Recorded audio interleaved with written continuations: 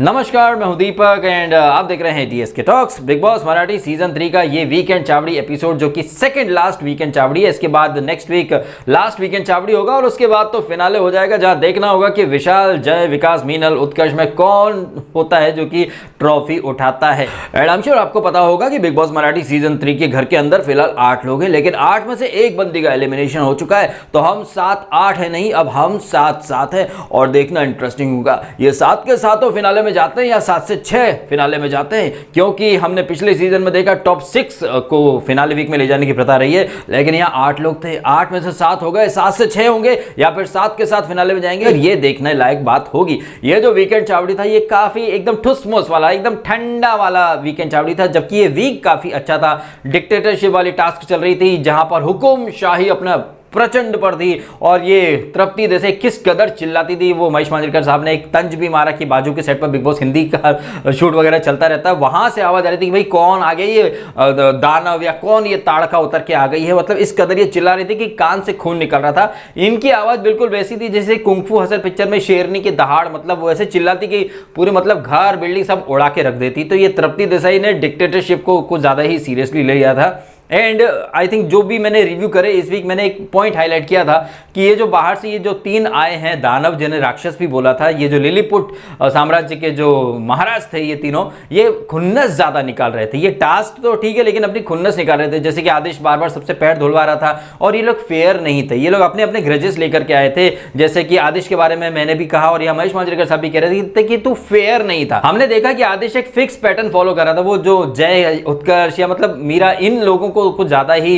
सजा दे रहा था। वहीं दूसरी तरफ तृप्ति कहिए या फिर स्नेहा कहिए, वो भी एक सॉफ्ट कॉर्नर लेकर के चल ही रहे थे मीरा, उत्कर्ष, जय की टीम के प्रति। तो यहां पर महेश मांजरेकर साहब ने ये चीज हाईलाइट करी। साथ ही साथ उन्होंने एक चीज और हाईलाइट करी कि आप लोगों ने बगावत क्यों नहीं की, आपको रिवोल्ट करना चाहिए था। अगर मैं आपकी जगह होता तो वो जिस पानी से आप पैर धो रहे थे उसमें मिर्ची डाल देता या फिर चाय में मैं नमक डाल देता। मैं अगर आपकी जगह होता ना तो चीजों को और ज्यादा इंटरेस्टिंग करता और बढ़िया तरीके से ये टास्क करता, लेकिन नहीं, आप लोगों के पास आइडियाज की कमी थी। तो ये जो टास्क होती ना तानाशाही वाली, यहां पर ये भी हो सकता था, वो भी हो सकता था, दोनों तरफ की बातें होती। फिर ये क्यों नहीं करा, वो नहीं करा। अगर ये लोग बगावत करते तो महेश मांजरेकर साहब ये बोलते कि आप लोग और ज्यादा ये जो टॉर्चर आपको कर रहे थे, आप और टॉर्चर होते, आपको सिंपैथी मिलती, आप ब्राउनी पॉइंट्स कमा सकते थे। तो यहां ये भी हो सकता था, किंतु परंतु व्हाट इफ, ऐसा वैसा ये बहुत होता है। अगर ऐसा करते तो फिर वैसा बोलते और वैसा करते तो फिर ऐसा बोलते। मेरा ये व्यक्तिगत मानना है कि जिस अंदाज में इन लोगों ने टास्क की है, इन्हें अप्रिशिएट किया जाना चाहिए। वो जो तानाशाह बने थे वो भी अपने किरदार में थे और ये भी अपने किरदार में थे, और आई थिंक वैसे भी ज्यादा दिन बचे हैं नहीं,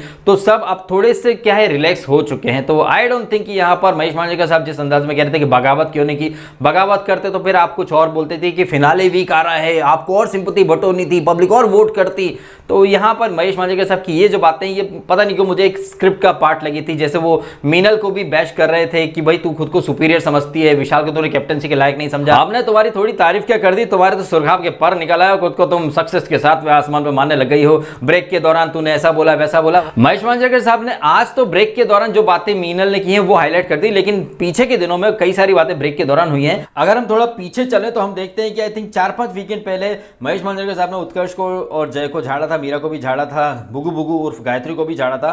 तब ब्रेक का समय हुआ था तो जय बाहर आकर क्या बोल रहा था कि ये लोग विक्टिम कार्ड खेल रहे हैं, आज मैं टारगेट हूं, मंदिर का घंटा मेरे को बना दिया, बट मैं अपना खेल नहीं बदलने वाला, मतलब ऐसे ही खेलूंगा। तब महेश मांजरेकर साहब ने ब्रेक के दौरान ये सारी बातें हुई थी ये इग्नोर कर दी, क्योंकि उन्हें मेकर्स ने बताया नहीं कि ब्रेक में जय ने ऐसी बातें की हैं। आई थिंक यहां पर महेश मांजरेकर साहब ने ठान के रखा था कि वो मीनल की एक एक चीज को हाईलाइट करेंगे और अगर वो गलत नहीं है तब भी उसे गलत ही साबित करेंगे। बताइए, टास्क के दौरान, कैप्टनसी टास्क के दौरान मीनल ने जय को अपना जो पार्टनर टास्क में क्यों चुना था, इसके ऊपर भी उन्होंने सवाल खड़े कर दिए कि तुम और जय तो कट्टर दुश्मन हो। तो भाई इस हिसाब से तो जय और मीनल को एक घर में रहना भी नहीं चाहिए। इस हिसाब से तो ये तानाशाही वाली टास्क में जय, मीनल, विकास, विशाल ये सब एक ही टीम में थे, इनको एक टीम में रहना भी नहीं चाहिए था। तो यहां पर महेश मांजरेकर साहब के लॉजिक मुझे बड़े ऊट पटांग लगे। हम पहले भी देख चुके हैं, चाहे वो सेक्रीफाइस वाली टास्क हो या फिर और पहले वाली टास्क हो, भोपले वाले जो टास्क थी, उसके पहले मटके वाली भी कुछ टास्क थी जहां पर जय और विशाल एक ही टीम में थे।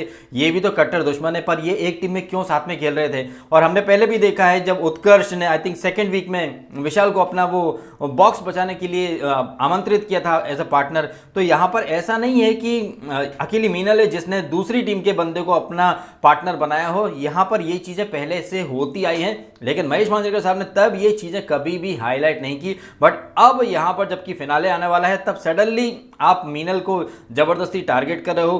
पिछले वीक आपके हिसाब से मीनल नंबर 1 थी, फिर लास्ट वीक विशाल जो कि पिछले वीक नंबर 10 था वो सडनली नंबर 1 कर दिया। एंड लास्ट वीकेंड आपने इसको उत्कर्ष शिंदे को बुगु बुगु बोला था, नाउ सडनली आप उसे टॉप 3 में लेकर के आ गए हो। जब मैं ये तमाम चीज़ों को एक साथ देखता हूं तो मैं एक ही चीज़ मेरे जहन में आती है कि यहाँ पर पर्पसली मीनल शाह को डिमोटिवेट करने की ये निंजा टेक्निक थी और कुछ नहीं। शायद मेकर्स ने कुछ और सोच के रखा है कि वो मीनल को टॉप 5 में नहीं लाना चाहते, लेकिन वो आउट ऑफ सिलेबस आ गई है, कैप्टन भी बन गई है, तो वो डायरेक्ट फिनाले वीक में पहुंच चुकी है। जबकि शायद मेकर्स उसे फिनाले वीक में नहीं चाहते थे, वो किसी और को चाहते थे। यही एक रीजन मैं समझता हूं कि खामखा में मीनल की एक एक पॉइंट को, एक एक बात को, एक एक स्ट्रेटेजी को हाईलाइट किया गया। भाई इस तरह की चीजें, जिस टीम के प्रति आपकी लॉयल्टी है उस टीम का जो दुश्मन है, ऐसे तो फिर विशाल जय ये भी एक साथ टीम में खेल चुके हैं, स्नेहा ने भी विशाल की मदद ली, उत्कर्ष ने भी इसकी विशाल की मदद ली थी, तो ये लॉजिक तो मेरे समझ में नहीं आया। आपके समझ में कितना आया आप भी कमेंट करके जरूर बताइएगा कि मीनल ने कौन सा पाप कर दिया अगर जय को उसने अपना वो टास्क में पार्टनर चुन लिया। तो ये कोई पाप तो नहीं था साहब, ऐसे तो ये सारे लोग कर ही चुके हैं। फिर आप एक तरह बोलते हो कि दुश्मनी मत रखो, टास्क को टास्क की जगह रखो, टास्क के बियॉन्ड और भी लाइफ होती है, जब और भी बियॉन्ड वाली लाइफ के तहत ये लोग जब चलते हैं तो आप बोल देते हो कि आपने ऐसा क्यों करा, तो यहां पर ये ऐसा क्यों नहीं करा, वैसा क्यों करा, वैसा क्यों करा, अरे ऐसा करना था। ये चीजें मतलब साबित कर रही थी कि ये वीकेंड पूरी तरह से स्क्रिप्टेड था। तो यहाँ मेकर्स क्या करना चाहते हैं ये तो मेकर्स ही ज्यादा बेहतर समझ सकते हैं। तो ये जो वीकेंड चावड़ी था ये काफी ठंडा था, कुछ बहुत ज्यादा हैपनिंग्स, कोई बहुत ज्यादा बातें हुई नहीं। ज्यादातर हिस्सा विशाल और सोनाली की वही आपसी रूट न मनाना और जय और स्नेहा इनके भी रूट न मनाने के ऊपर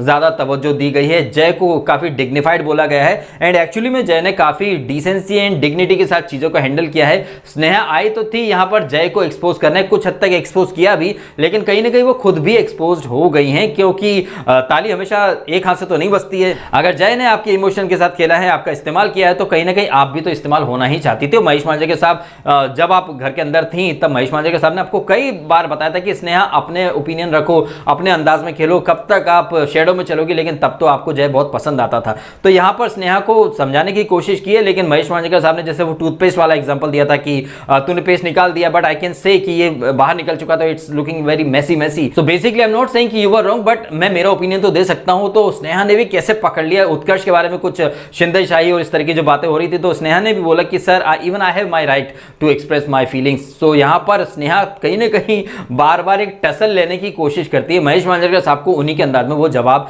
देने से पीछे नहीं हटती है। तो ये सब चीजें रही हैं आज के एपिसोड में, और सिद्धार्थ जाधव भी आ गए हैं जो कि कल संडे को फंडे बनाएंगे, और फंडे के दौरान कुछ अदालत भी लगने वाली है जहां पर मीरा जय इनका आर्ग्यूमेंट भी होगा। तो यहां मीरा और जय का भी काफी आर्ग्यूमेंट, काफी शब्द बाण हमें देखने को मिलेंगे, और सिद्धार्थ जाधव कैसे इस सिचुएशन को डील करते हैं, हैंडल करते हैं, ये हम रात के एपिसोड में देखेंगे। तो कल से जो सेकंड लास्ट वीक शुरू होने वाला है वहां पर काफी ज्यादा माथापच्ची और काफी ज्यादा अच्छी चीजें शायद हमें देखने को मिले।